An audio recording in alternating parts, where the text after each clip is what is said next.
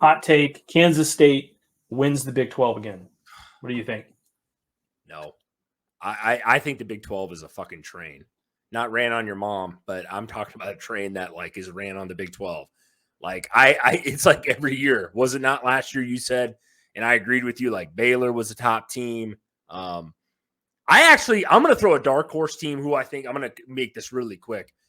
I know everybody, what's the Manning kiddies at Texas. I think they'll be relevant. I think Oklahoma will be better.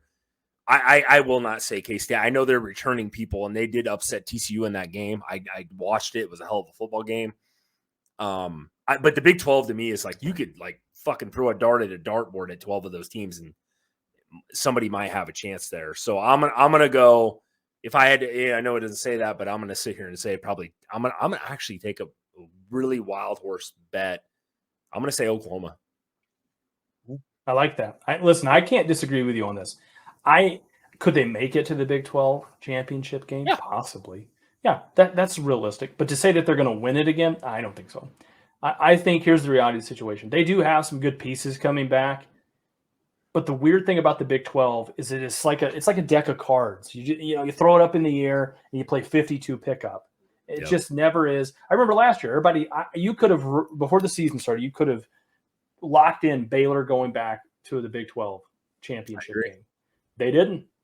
Oklahoma State every year. Oh my God, they're going to do something great. Team. Yeah. It just cycles through, and it's always really random too. I know Oklahoma's always been a lock in there. I think they're going to get better next year. I like Oklahoma. I think Texas again. They're recruiting at an elite level right now with old Sark over there. If they can keep that Quinn Ewers kid healthy, I like Texas next year a lot. I like them a lot.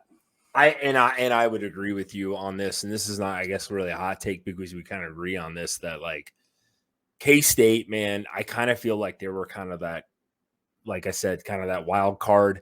Not that K-State wasn't a good football team last year and they didn't deserve to be there. They did. They played their asses off.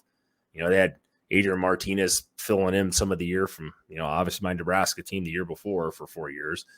They're not a bad team, but it's more to me. It's more like you said, Baylor was kind of, I thought before the year, I think everybody was high on Baylor. I think people were relatively high on Oklahoma. I think that when they beat Nebraska, I went to that football game, by the way.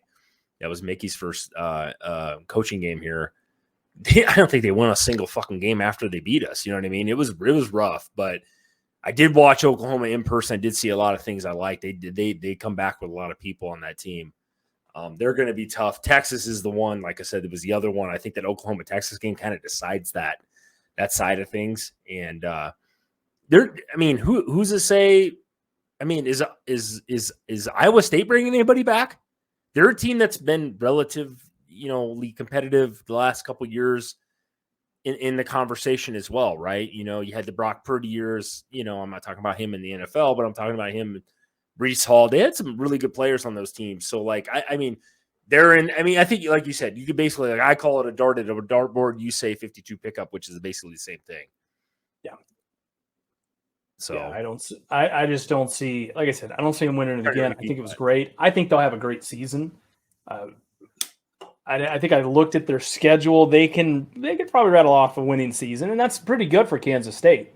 Any team in Kansas, you have a winning season, you're good. You go bowling, hey, you're doing better than what we thought. So, yeah. Right. No, 100% agree. That's better than Nebraska's been in the last 4 or 5 years. So that we don't do any bowling here. We sit at home. So. Well, guys, I think that's actually going to wrap it up for this week's episode of the I-80 Boys. We're going to be back at it again on Saturday, so be sure to catch us probably Sunday morning by the time we get this uploaded, and we look forward to doing another episode with you. Right, and I appreciate everybody that has kind of been following us or whatever. I know I kind of chime in here like the random scrub that I am, as Christian says. I do appreciate it. Like I said, I will we're going to have some hot takes here on Saturday. I would be tuned and stay tuned into this. By the way, like I said, I'm going to say it for a third fucking time now. If you are watching this, I want to know what you guys think. How many reps will Christian Hunt, a.k.a. Jared Lorenzen, 2-point motherfucking O, do on bench press? I will literally send you a 12-pack of your choice of beer. Comment in the section below, please. I truly will. Christian, you got that? How many reps do you think you're going to do, Christian? 28. At least 18. This guy's getting cocky every day. All right, perfect. So if you think Christian can do 18, give me another number, because he definitely isn't doing 18 in my book. Here we are. All right, Christian, I got, that's all I got, man. Let's wrap it up with that, man. I appreciate everybody watching and subscribing. I know like I said, we're sitting here and we love talking football. So like I said, if we can get a little more traction here and people comment in the sections, man, we'll definitely reply to post and talk on any subject people want to talk about. So like I said, thank you guys all.